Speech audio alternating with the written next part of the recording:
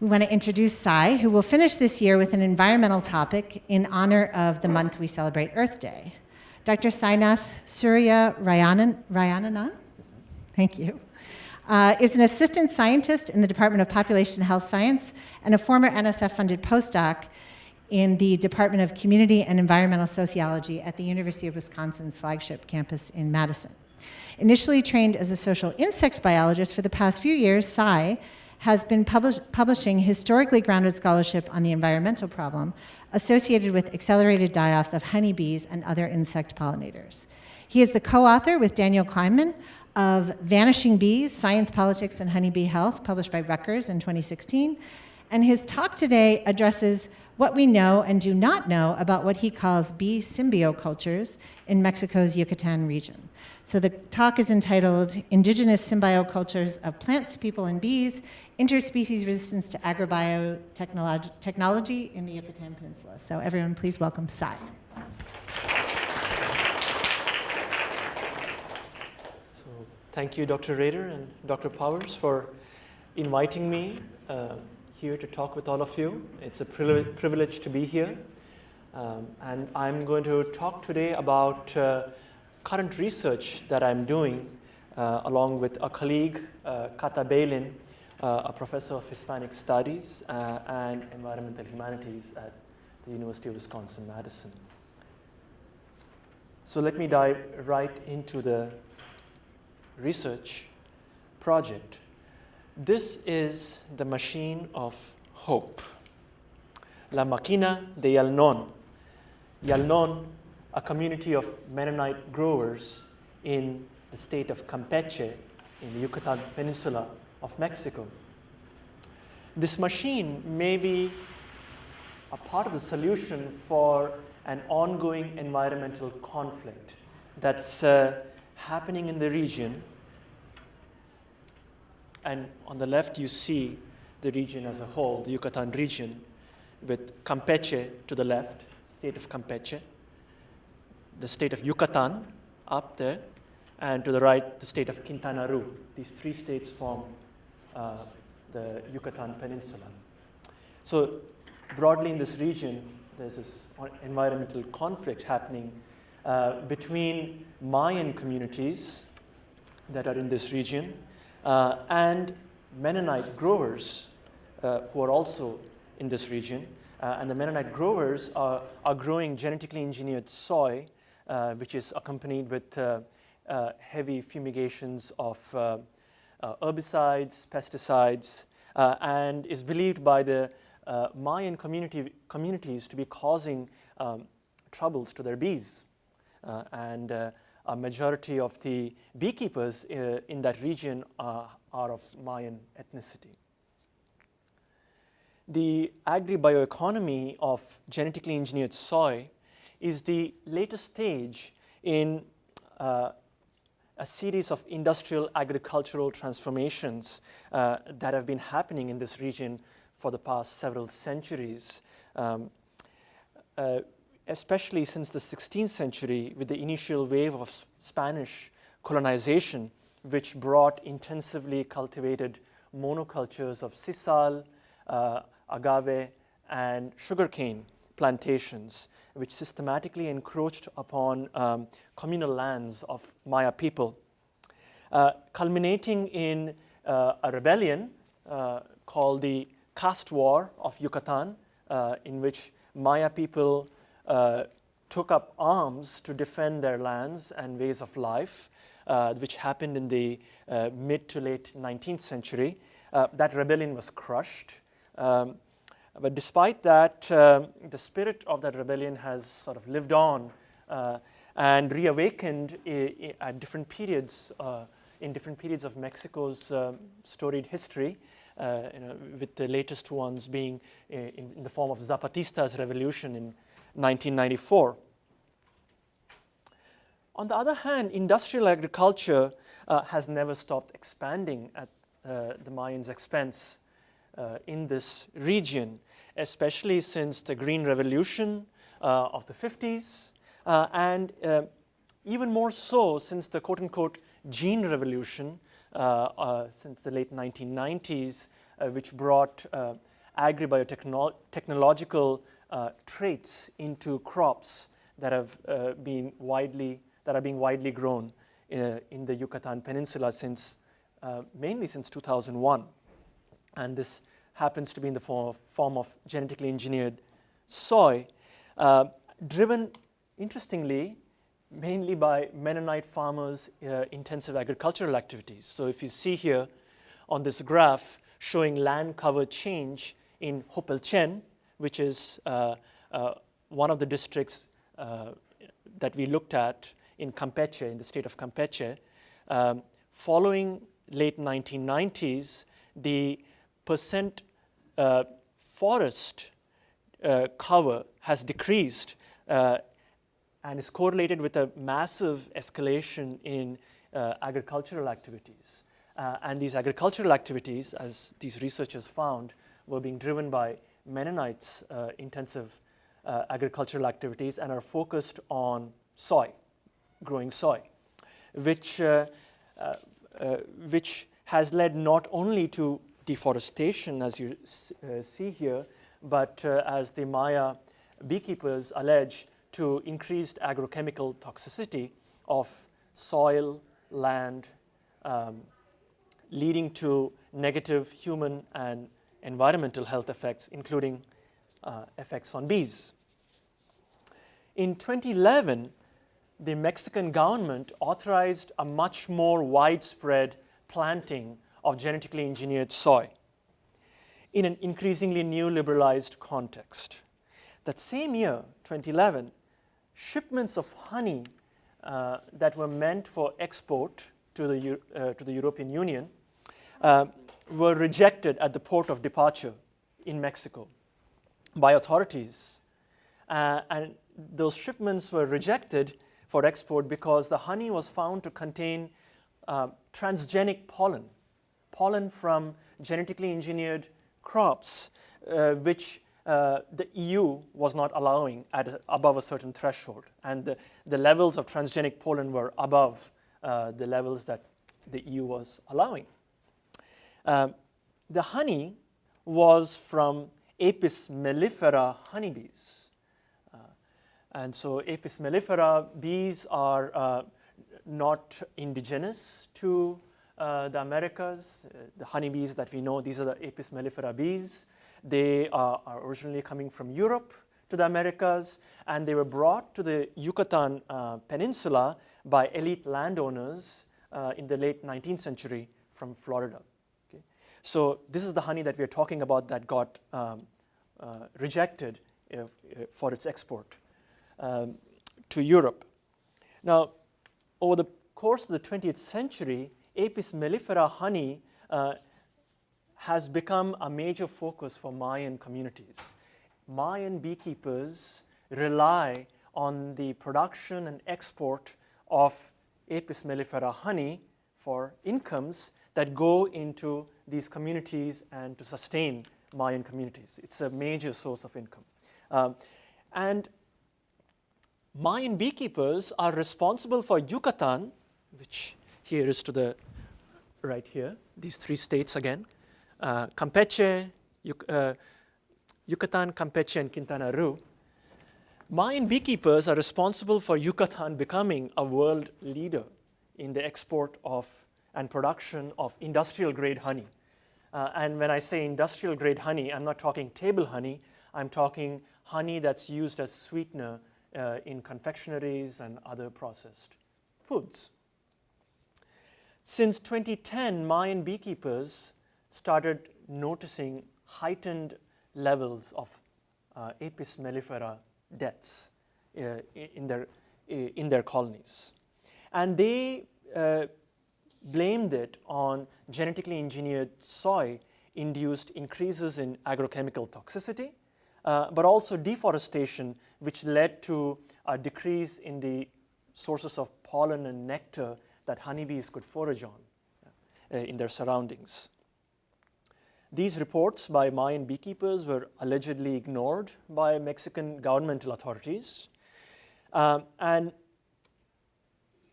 Mayan beekeepers responded by mobilizing a social movement in which they enrolled non-governmental organizations, activists, scientists, honey exporting businesses, formed networks of NGOs, non-governmental organizations, such as Ma-OGM, which is what you see made out here by actual people's bodies. Ma-OGM in Yucatec Maya language means say no to GM, genetically modified foods. So Ma-OGM allied activists deployed an array of legal, social, and educational media campaigns and leveraged the research of their scientist allies to refute Mexican authorities' claims that the transgenic pollen found in honey had nothing to do with the genetically engineered soy being grown. So scientists refuted that claim made by Mexican governmental authorities. Based on Ma-OGM's actions, that GE soy posed a threat to beekeeping in the region, Mexican courts imposed a moratorium on further planting of genetically engineered soy in the region. The state of Yucatan banned genetically engineered soy in 2011. Campeche, the state of Campeche put a moratorium until agrochemical and agro-industry firms consulted and got the consent of various indigenous communities in the region. Now, those consultations started happening between indigenous communities and various agro-industry firms, and some of those consultations, which also had governmental representatives and Mennonite farmers involved, became heated and even close to violent. Activists of, so this is actually a paper here announcing the win of Mayan beekeepers against Monsanto. It was kind of a David versus Goliath story here. So some of the Ma-OGM activists, like Luis to the left, began to worry that this moratorium would end and GE soy would simply start getting planted again. And so in the meantime, activists like Luis tried to start mediation with Mennonite farmers that you see here in the community of Yalnon, trying to convince them to get off the pesticide-laden style of growing crops and maybe get to a more sustainable way of growing crops. So Luis began to talk to Mennonite farmers about agroecology. And one day, Franz, one of the Mennonite farmers, and his brother approached him saying that they wanted to abandon pesticides and chemical fertilizers, but they didn't know how to go about doing that and still grow the crops they wanted to and make money from the crops they sold. So this was the beginning of a long collaborative venture between activists such as Luis and Mennonite farmers to reorganize Franz's farm, the Mennonite, so that it doesn't have to rely on toxic agrochemicals. There were nothing but challenges. First, how to fertilize.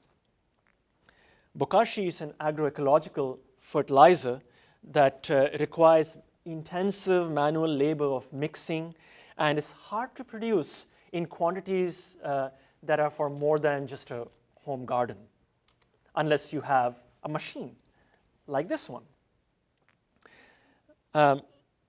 which Luis found on the internet for mixing bokashi.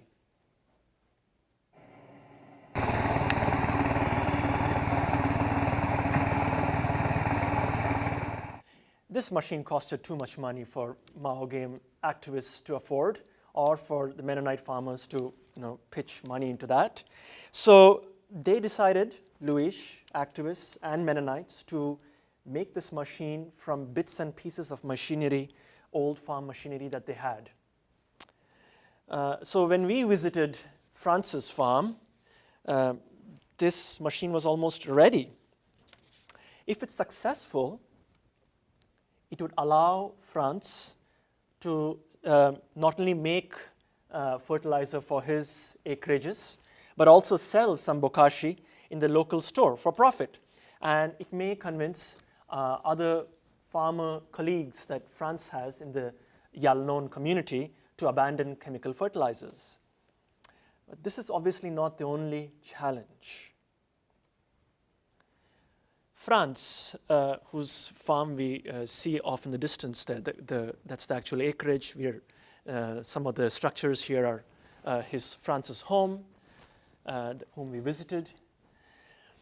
So on the left, you see Luis holding up a bottle which says paraquat on it. You see, France was impatient to see results. And from time to time, he would throw some of the stuff into his quote-unquote organic garden. And this stuff, paraquat, is known as one of the most toxic carcinogenic herbicides.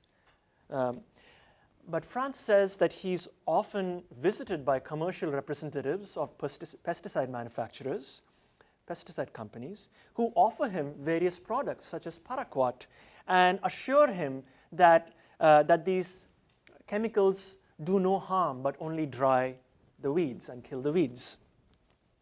So we find fascinating this bokashi machine as a symbol of the desire to build an alternative economy that would not destroy the conditions of its own existence. And for this end, new alliances that would be made between people, technologies, and other than human beings. The enterprise of constructing the machine was apparently stimulated by the desire to defend Apis mellifera honeybees, which were bringing much needed incomes to the Mayan beekeepers of Yucatán. But what I'll claim in this presentation is that there are other more hidden reasons for defending Apis mellifera bees.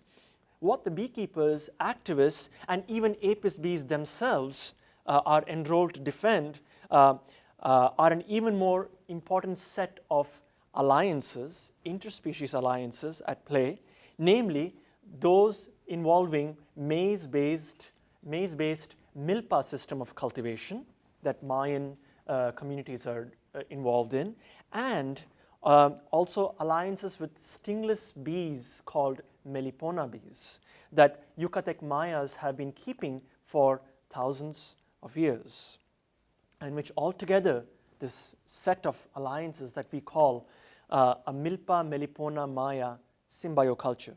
I'll explain what that means, but let me first place this particular research in the larger scheme of our book project.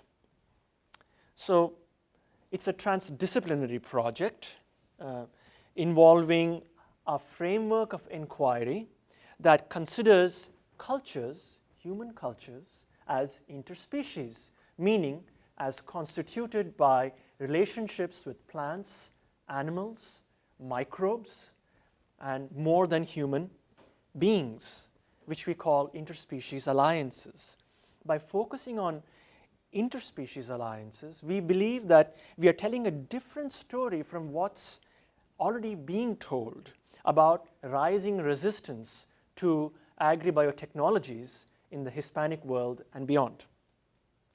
We also examine these alliances and resistances and how they generate sui generis transformations in rural cultures,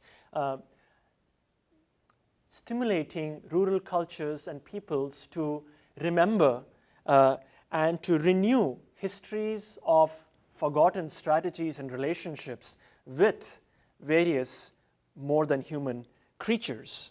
A process that, evoking Walter Mignolo, a Hispanist, we call interspecies re-existence. Mignolo defines re-existence as a set of discourses and practices aimed at decolonizing the Hispanic world. While embracing Mignolo's concept, we bring again an interspecies angle and ask for the inclusion of more than human participants in decolonizing processes. So the first part of the book is focused on Argentina and Paraguay, and an article based on her fieldwork titled The War Between Amaranth and Soy just recently appeared in the journal Environmental Humanities. The third part of the book is going to be about Ecuador and Peru and the indigenous peoples in those areas, their alliances with potatoes, quinoa, and other life forms. Today, I'm going to be talking about a system of relations between Yucatec Maya people, milpa plants, and stingless Melipona bees that we call a symbioculture. It's a symbioculture in the sense that milpa Maya relations and Melipona Maya relations are connected by a vision of life where relations with other than human beings are sacred and based on a subsistence style economy that's preferred over a profit-oriented productivist economy.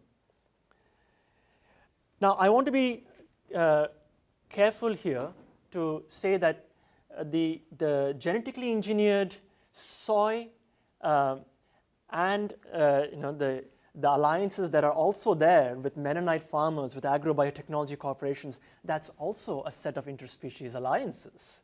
That's another set of interspecies constellations. So here we have different constellations of interspecies cultures, one with the Melipona Maya milpa symbioculture, another with the Mennonites, the genetically engineered soy, the herbicides, and the corporations and the Mexican state, powerful entities forming another set of interspecies cultures.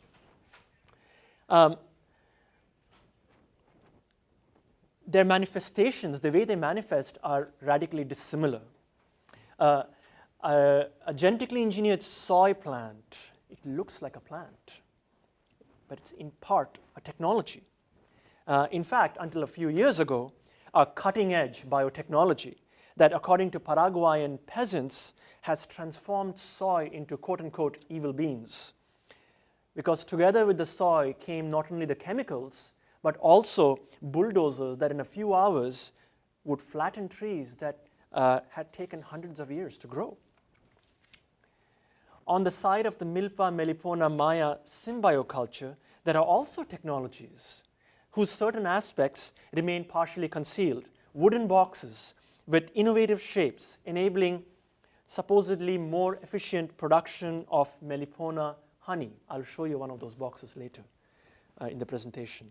Alter globalized networks on the internet, but also bokashi making machines. So the Maya Melipona symbioculture also has various sorts of technologies, but different kinds and with different manifestations. Methodologically, our research for this project is based on primary and secondary sources, as well as brief ethnographies and interviews that we led in the Yucatán Peninsula, from Mérida, which is a city in the north, all the way down to Bacalar, which is close to the border with Belize. And so we led ethnographic and work and field work across these areas in 2017 for 2 months in the summer, and also in 2016 in other parts of, including other parts of Mexico.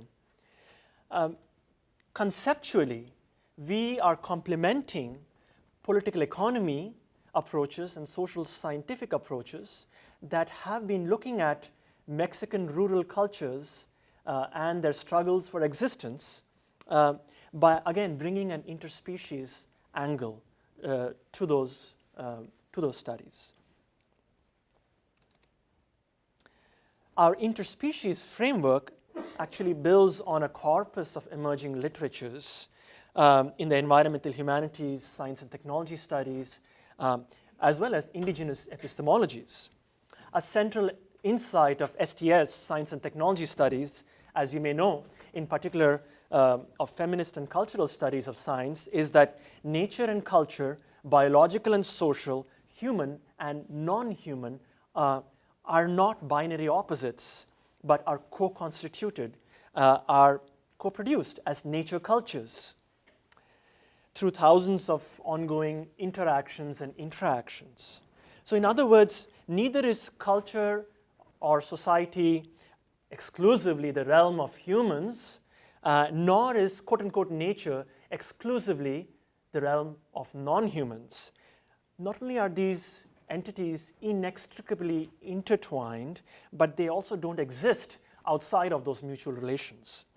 Indeed, the very exteriorization of something called nature outside of culture is part and parcel of a historically situated phenomenon of capitalist modernity that has arguably enabled a massive technological dominance in many productive ways, but also in many destructive ways.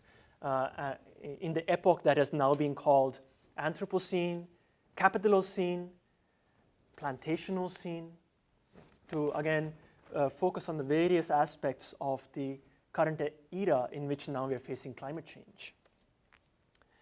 So it's by taking into consideration historical agencies and vitalities of more than human entities in partnerships with humans that conflicts like the one that I'm talking about, we think can be analyzed from a more multi-dimensional perspective.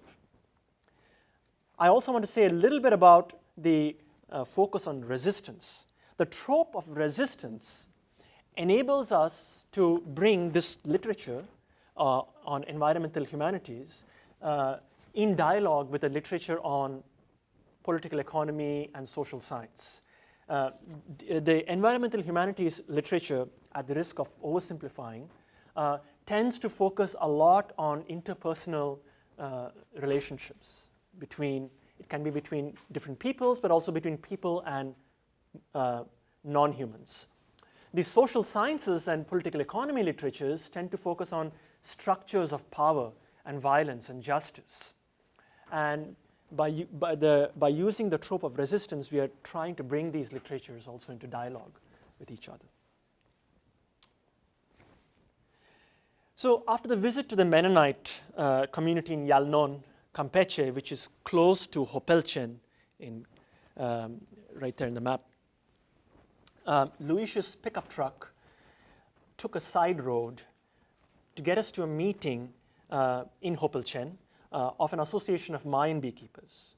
Luis took the side road because he didn't want the Mennonites to know that he was also working with Mayan beekeepers to try and convince them. He was trying to mediate between these communities. At the meeting with the beekeepers, women seemed to play a particularly important role. And as our conversation progressed, we noticed a gender-based division of roles, with Mayan men tending to be in charge of Apis mellifera honeybees, and women taking care of Melipona bees closer to their homes. As they kept talking about their plans for the struggle against this genetically engineered soy economy, we realized more and more that their struggle was related rather to their fears of losing Melipona bees and their forests and their milpas, and less so the Apis mellifera bees themselves. So let me say a little bit about milpas. Milpa is a style, system of subsistence agriculture that originated in pre-Hispanic times and which continues to be today an integral part of Yucatec Maya communities. It's a system of swidden cultivation in which there is what has also been in some ways derogatorily called slash and burn agriculture.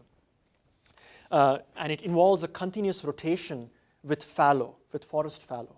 So it's actually particularly adapted to the patchy ecology of the Yucatan Peninsula, where the soils themselves are not very rich for continuous crop cultivation, and there's almost a complete absence of surface water. There's only subterranean networks of rivers and lakes called cenotes in the Yucatan. And there's irregular rainfalls, and the soil itself is sort of limestone rich, again, not great for continuous crop cultivation. So each milpa cycle involves a series of successional stages. You start from the very top left with a controlled burn of a relatively small plot of land in the forest. Controlled burn, you clear it, and you plant a mixture, a polyculture. This is crucial. You plant a mixture of seeds. So, and those seeds usually are maize, beans, squash, together with some other seeds. And these are replanted over 2 to 4 years. Following which, that plot is left fallow for several years. Okay? And then nurse trees are planted to encourage a secondary growth forest. Okay? And then over the period of 10 to 25 years, beehives are brought in as those small trees grow into shrubs, they flower. You can make honey from that area. And you can also use those nurse trees for various purposes, often for medicine, for timber. Eventually, this plot cycles back to a secondary, tertiary forest. And so you can imagine a mosaic of milpas in a forest ecosystem. Besides being a technology, though, of growing food crops, milpa has also been a foundation of a plant-based vision of human life. Milpa is the heart of life, and planting is a sacred moment when soils, people, and cosmic forces all come together and turn seeds to plants which guarantee future lives.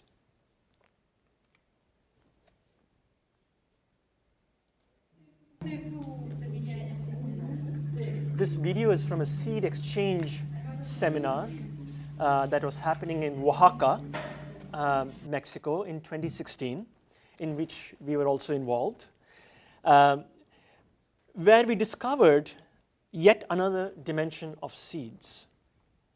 Dimension of seeds is something that the anthropologist Birgit Müller has talked about in profound ways when she posits the concept of agentivity, where she sees seeds as not just things that we plant into the ground, but seeds as mediators of relationships, including relationships of power. Okay. As farmers plant seeds into the ground, those seeds plant farmers into various relationships with certain kinds of institutions. Depending on where you buy your seeds from, you may have to sign a contract with the seed company saying that you can't store those seeds for future growth. Okay? So that's just one example of the kinds of relationships that going with particular seeds can get you into. In our prior work on Argentina and Paraguay, we have similarly described how genetically engineered soy seeds are actively transforming the Argentinian countryside, but also social hierarchies and ways of life, migration patterns, and even social values, turning engagement with corporate technology into a measure of success. We've also discussed Paraguayan peasants' efforts to regain their lands they had rented to genetically engineered soy growers and replant them with indigenous seeds in order to regain their future. But it's only been during our research in Mexico and in such seed exchange seminars that we discovered a dimension of seeds where they were seen as guardians of indigenous communities' memories of millennia of knowledge, agricultural and environmental knowledge. Scholars Toledo and Barrera Basols call this biocultural memory. And it's formed between human cultures and more than human species and takes embodied forms of particular tastes and likes that are also justified by certain cultural forms and origin stories. Some of you may know that according to Mesoamerican mythologies, people were created by gods several times, and they only came out well when gods used maize mass to make them. So already in those mythological origins, like the ones you see here to the right, the interspecies alliance between people and maize could not be stronger. Maize is the mother, and according to various scholars, also a bridge between indigenous and the more mainstream mestizo population in Mexico. So today, Mexican people unite in a myriad of non-governmental organizations and stand as hijos del maíz, the children of maize, against the advent of genetically engineered maize, in belief, as they told us, that it's for them, quote, to be or not to be, because that genetically engineered maize, they believe, would bring an agrocalypse upon them. And by agrocalypse, you can certainly intuit the meaning of agrocalypse, but I'm also alluding here to a recently released documentary that shows what happened to the indigenous population in Brazil when genetically engineered soy took over their lands. So NGOs and more generally Mexican activists believe that genetically engineered maize would take away their food, through which the biocultural memory that had formed between indigenous maize and people, that memory would be taken away as well.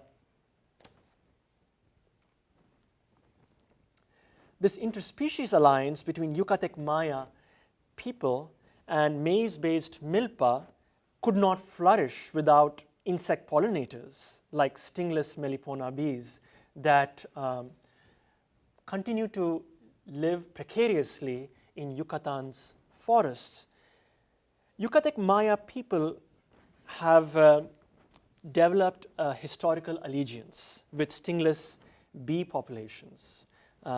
And these relationships constitute an integral connection to the milpa. Mayan communities, in fact, developed sophisticated meliponiculture practices of nurturing and manipulating colonies of these social bees, Melipona bees. And these practices predate Hispanic times by over 3,500 years. As you see here, a meliponiculture manual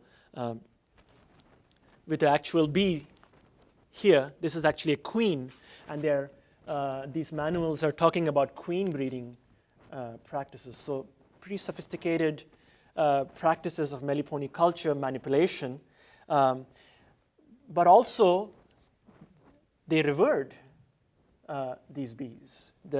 A very central god among in the Mayan mythology is this Amusencab, a bee god, who in the ancient scriptures of Popol Vuh climbs down Axis Mundi, a sacred green tree that's holding up the center of the world and the sky. And so you see Amusencab is shown as pointed downward. That pointing downward is climbing down Axis Mundi to the underworld where forces of life were trapped in this mythology. And Amusencab is the one who releases and liberates those forces of life. And he does that by unifying deities of corn, maize, and beehives. So Amusencab clearly brought life to the Maya people, but also we think brought something even more important, namely a wisdom of understanding things in connection, in symbiosis. So Melipona bees in Yucatec Maya are called Xunancab, and they play a central role in the epistemology and cosmology of Yucatec Maya people as symbols of fertility and of life itself. Cab in Maya, Yucatec Maya, means bee, but it also means world, suggesting that the whole world of Mayas feels threatened when these bees' lives are threatened. The traditional mode of Melipona beekeeping is still practiced to this day. And so you see here sort of traditional shelter with log hives. And so bees, Melipona bees that are usually living in the forest in tree trunks, those tree trunks are chopped, cut, and then brought to the Maya homes, and a meliponario is constructed, essentially this shelter where hollowed out log hives called hobones are used, and the colony is transferred into that log hive, and they're nurtured for 40 years or longer. So it's amazing how long these log hives can live and be taken care of. The progressive displacement of Melipona-Maya Milpa relations by colonizing forces has been further accelerated by the rise of apiculture, the keeping of Apis mellifera honeybees in Yucatan, especially since the 1950s, when the Mexican state started pushing Mayan communities to adopt a commodity-oriented model of producing and selling Apis honey. This was an interesting time when right after the World War II, there were big shortages in sugar worldwide, and Yucatan and Mayan beekeepers catapulted Yucatan as a major honey exporter during that time. That's when Yucatan became big. But this push happened after the Mexican state had brought Apis mellifera bees and keeping those bees as a model for Mayan communities to survive. Mayas resisted the replacement of Melipone culture, what they were already doing, that got displaced, but they tried to resist that by using Apis bees as a way to keep Melipona bees. Yeah? So the subsistence economy of Milpa Melipona ran complementary to the commercial economy of Apis. For example, the labor schedule and resources, I'm not showing you the data, you have to take me on my word here. The labor schedule and resources that are required for keeping Apis mellifera honeybees do not clash or compete with the time of the season in which milpa plants are grown. Similarly, stingless Melipona bees tend to be kept in close proximity to Mayan homes, whereas Apis honeybees, in part due to their ferocious stinging capacities, which became even more severe after the arrival of Africanized bees in that region in the 1980s.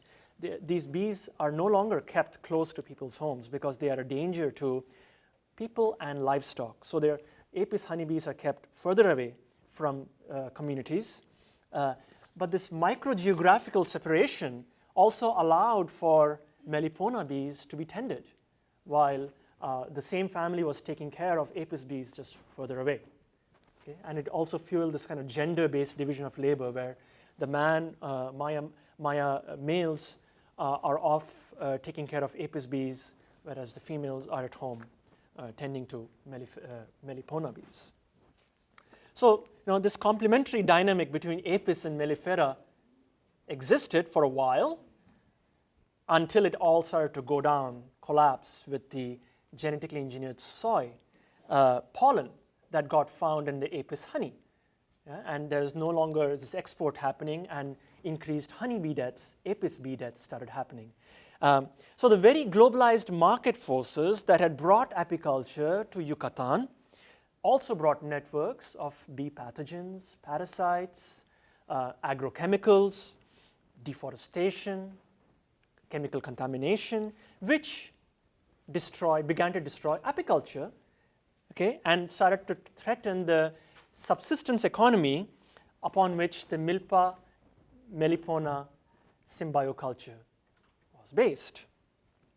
By then, it became apparent to Mayas that the coexistence of this new agribioeconomy and the subsistence economy was increasingly untenable.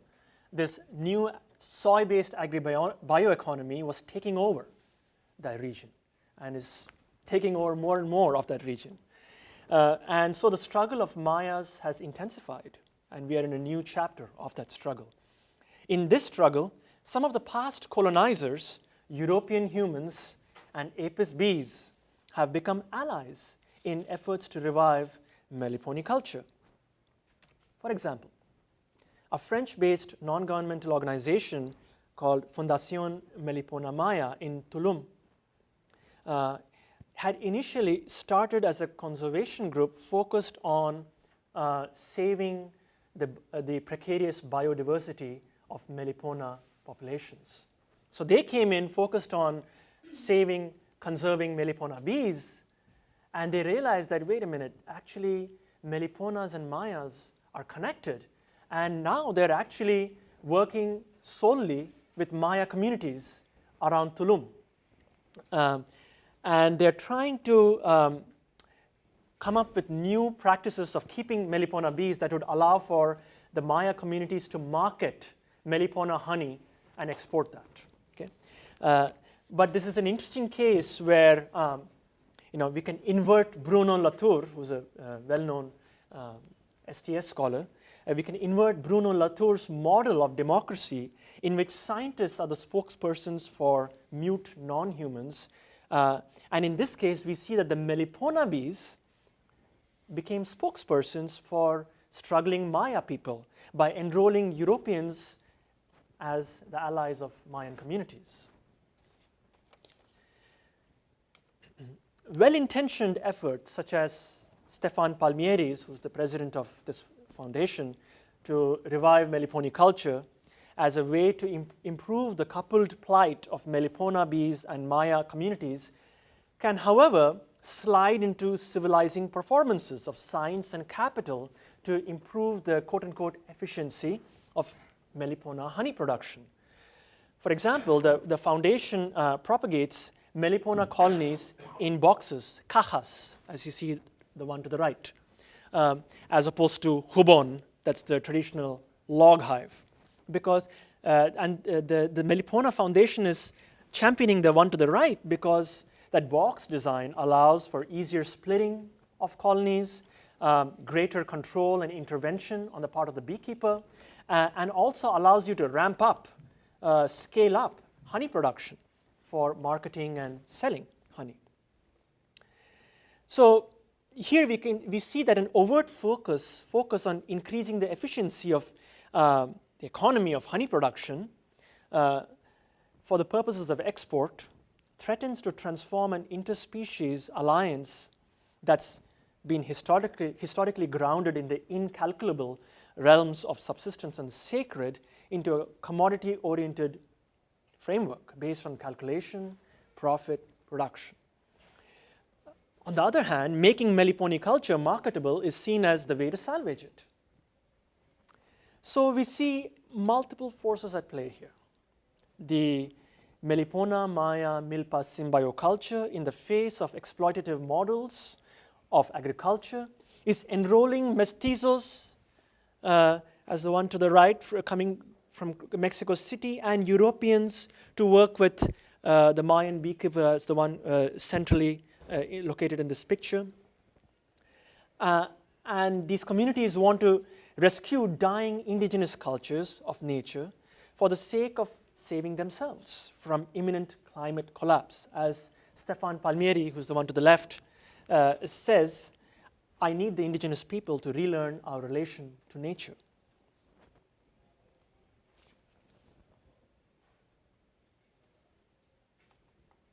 So, we are sure that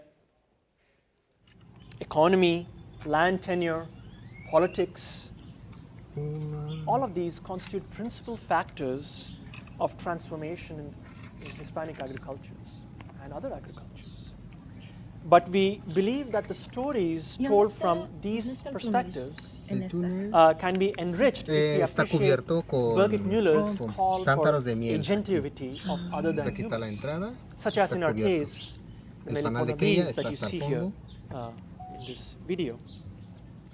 As carriers of biocultural memory and guardians of hopes for a future different from that in which toxic monocrops have become a uniform reality for the planet.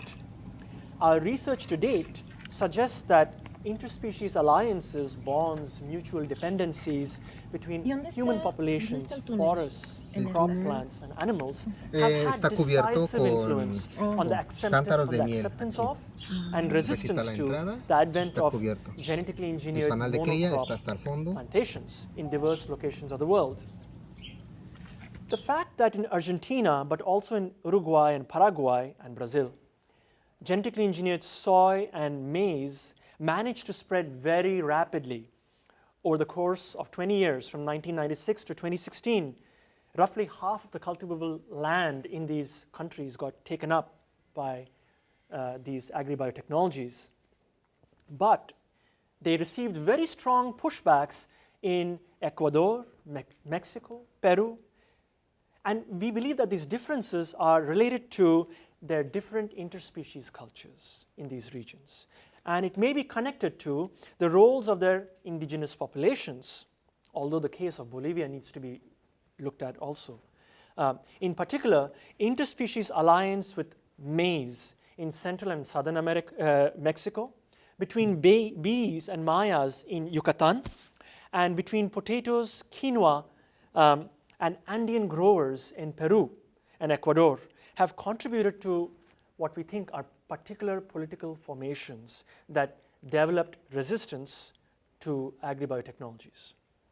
By telling stories where these more than human partners acquire protagonism, my hope is to attract your attention to the significance of choosing alliances not only among human partners and institutions, but also among plants, animals, and perhaps other materialities.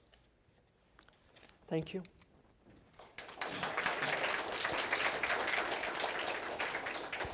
Thank you. So Dr. Suryanarayanan has time for questions. If any of you have any, I'll walk around with the mic just so that we can capture the question, the sound of the question for the tape. Yeah.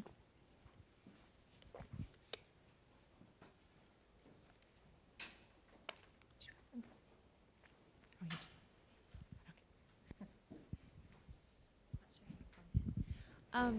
Early on, you mentioned something about the bees coming into the Mayan communities more, and I wasn't sure if you said there were more deaths, or was there more stinging-related deaths? Is that what you were referring to, or?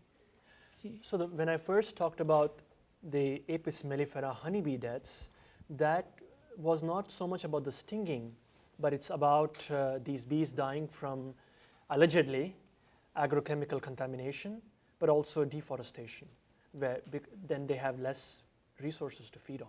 So the bees dying. Bees dying. Okay. Thank you. Do you have one?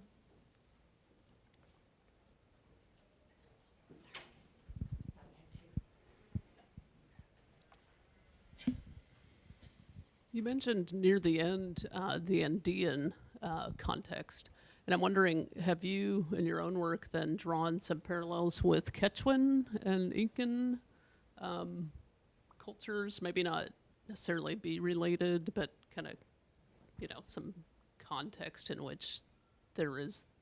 I think I saw that you had a cover. Make sure I'm saying it right. It was one of the Cadenas publication Yes. from the Andean region. So I'm just curious, could you talk a little bit about that context? It's a good question, and you have to wait for an answer for that because I haven't investigated that context yet. That's going to be. I know some people who are currently doing that. So. I would love to hear names. We are waiting to do our field work there.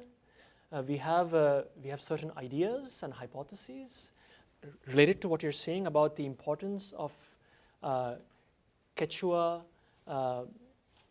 people and their relationships with other life forms as being crucial for the success of their resistance and the success of the movement there, which was able to call on Mother Earth, rights of Mother Earth, quote unquote, and Pachamama, and the success of that argument was able to convince the government to keep crops, genetically engineered crops out of these regions. So that's the context we're talking about. I still need to go into it and dig deeper there. Yeah, thanks. I'm going to take a quick. I have a quick question, so I'm going to dominate the mic. So the topic sentence of my question is sort of, what does Monsanto think of interspecies alliances? But kind of the way to cash that out would be to think about, you talked about kind of a reverse Latourian move where the scientists are speaking for the bees. But presumably there's also scientists speaking for GMO soy, right? So there's scientists talking to other scientists and taking different sides. So in other words, science is not united. Absolutely. In this. So kind of could you talk to us a little bit more about kind of what that looks like in terms of not just clashes between scientists and native systems, but sort of scientists within this conversation? Yeah, that's a great question. And we can just take even the example of glyphosate, which is the herbicide that accompanies genetically engineered soy, as a way to get into this question. Right? So glyphosate, is it carcinogenic or not? And there's been a heated debate between scientists about that particular issue. Some international health agencies came out with a proclamation that based on the scientific literature, glyphosate probably is carcinogenic. And Monsanto and other even independent scientists took issue with that. And so we see here an example of disagreements between scientists around an issue that's related to this agribioeconomy that we've been talking about. What do I think about that? So even within the scientific field around, say, pesticide toxicity, there are scientists who align with certain theories, observations, networks of other scientists and institutions. And one cannot simply, it's too easy to say that scientists who are against the idea that glyphosate is carcinogenic are captured. That's just too easy and simple of an answer. There are many scientists who are not, quote unquote, captured by Monsanto or industry who do believe, based on the data, that it's too soon to say that glyphosate is carcinogenic. The rub is, where the rubber hits the road is, it's the same set of data, it's how do you interpret the data. And we're using different theoretical approaches, but also our own biases and scientific biases. And one big bias in a lot of experimental biology is a preference for false negative conclusions rather than false positives. For a scientist would prefer to say that a substance is not harmful based on evidence, even though it may be harmful, rather than the opposite way. A scientist would not want to say that a substance is harmful when it's actually not harmful. So if you publish that it's harmful, and then you have to retract that publication, wow, it's really embarrassing for you as a scientist and for your career. It's easier, it's actually preferable to do to flip it. So a false negative approach is sort of opposite of a precautionary approach. Yeah? So a precautionary approach would be, given the set of data that we have, there is a lot of suggestive evidence that glyphosate could be carcinogenic, a lot of suggestive scientific evidence. Yeah? We don't definitively know that it is carcinogenic, but just to be careful, we don't know a lot of things. Science doesn't know everything. So just to be careful, let's go in the precautionary way is what some scientists have gone with. So it's also the problem of partial knowledge, basically. Definitely, Yeah, so is there a big difference between the honey produced by the native bees and the European bees? Now I know you described very well this division, and that the apis bees are used for their honey is a cash crop, where the Melipona bees are part of the traditional agriculture. Yeah. Is there a reason why? So, for example, is it theoretically possible for the native honeybees to to make them a cash crop as well, or?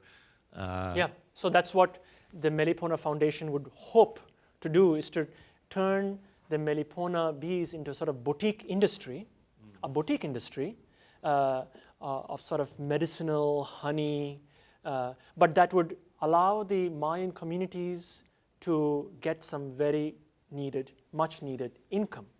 And that money would go toward the upliftment of the Mayan community. So that's what the foundation is basically giving them sales support and giving them some marketing support and providing them with new techniques to ramp up their honey production. The honeys are very different. Okay? In fact, the Apis mellifera honey at one point, when it came the 50s and 60s, when it became established, was thought as the quality honey. It's viscous and it's sort of tasting in a way that we're typically used to taste honey, whereas Melipona honey is very watery. Okay? And it's not used as much as a sweetener. It's used more for ritual purposes and also as a medicinal, as a medicine for generally any ailment among Mayan communities. Okay, so the fact that it was watery, somehow made it downgraded in the eyes of business people. That's one reason. But also, there's already pre-existing networks of Apis mellifera honey globally in terms of trade. And so Mayan beekeepers could simply plug in to those networks, existing and create new trade connections, in already existing, because Apis mellifera is worldwide, whereas Melipona is not worldwide, it's rather specific to that region. So in that sense, it's kind of hard to globalize that. Yeah.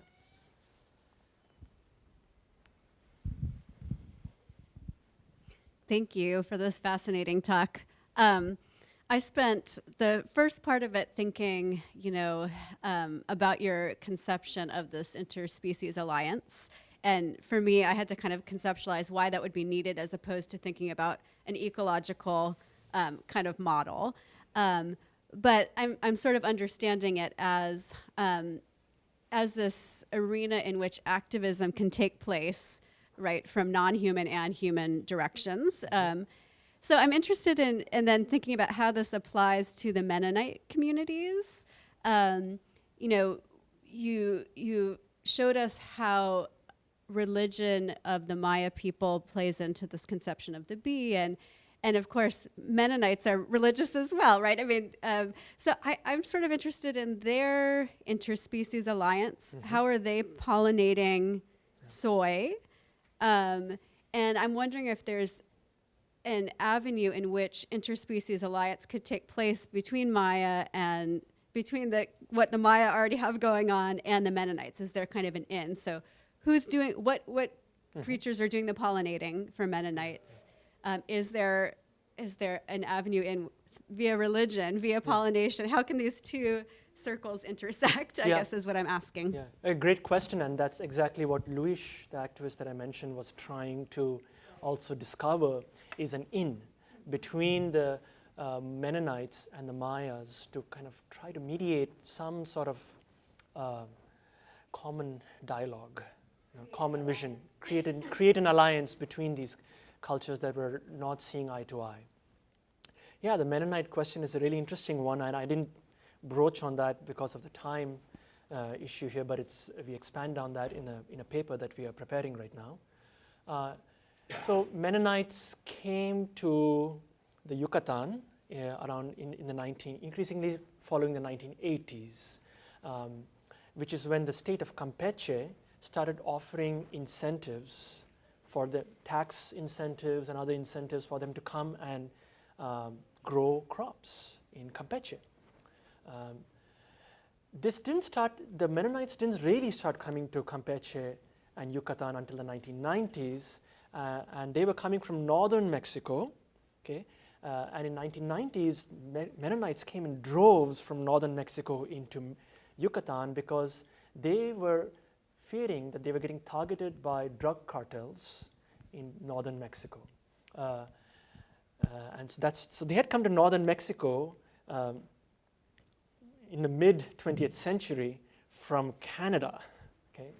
And President Obregón, at that time, in mid 20th century, invited Mennonites into Mexico because he saw them as hardworking people who were needed to kind of bring up agriculture in Mexico, which had gotten destroyed by the Mexican Revolution. And Mennonites were escaping Canada because they didn't want to go through Canada's school system. They would have been forced to go through Canada through a Canadization process, and they've typically been communities that are independent, want to have their own schools, teach their children their own set of language and religion and culture and ways of being, and they didn't see that happening in Canada, so they left Canada. And the communities that left Canada and came to northern Mexico and then to Yucatán were some of the most conservative Mennonite communities who have very interesting ideas about technology.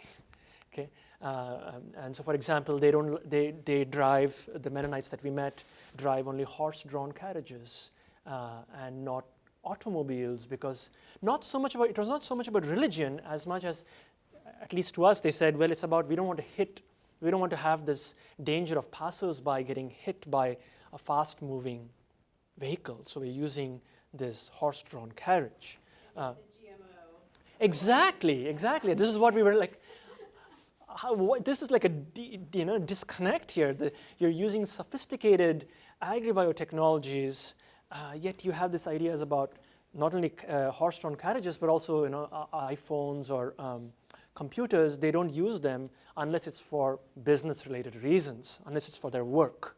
Okay, so they don't let their children have phones or computers, and they only use it for business. Yeah? So maybe it's related to this issue of business, that allows them to grow crops, but we also think that it's also something about the actual technology. You don't see the technology. It's a plant. It's a fleshly creature, and the technology is hidden within it. The technology is actually a bacterial DNA that's been introgressed into the plant DNA, and the bacterial DNA allows it to resist the herbicide. And so you can put herbicides and kill everything around that plant, the weeds, quote unquote, but the plant would survive. This GE soy plant. It doesn't need to be pollinated. It doesn't require pollination. Pollination has been shown to increase the quality of the soy crop, but it's not required by the soy. The soy is self-pollinated, also wind-pollinated. So, yeah, we were also stumped by this disjunct between, wait a minute, you don't want to have cars, but you're having this agribiotechnology, and you're using these pesticides. Can you explain? It seems like there could be some space within that conception, though, where there could be common ground found. And that's where Ancient cycle that the Maya people are celebrating and partaking in, and there's something ancient about what the Mennonite community is after as well. Yeah, and typically, again, they have been peace-loving and very and very non-violent communities, really emphasize their non-violence. That was another reason why they left Canada, is they didn't want to take part in the military army. They didn't want to become part of the Canadian government in that way. So they left Canada, again, because of this very sort of pacifist mentality. They couldn't just want to be left alone and want to be doing their own things. But that has its other sides to it. So let's thank our speaker again. Thank you. And if you can't get enough about bees, he's going to be speaking tonight at the Tin Pan. His talk is called Working Bees to Death. So come And join that's us there. about Apis mellifera. And while we work him as well. Thank you. Thank you.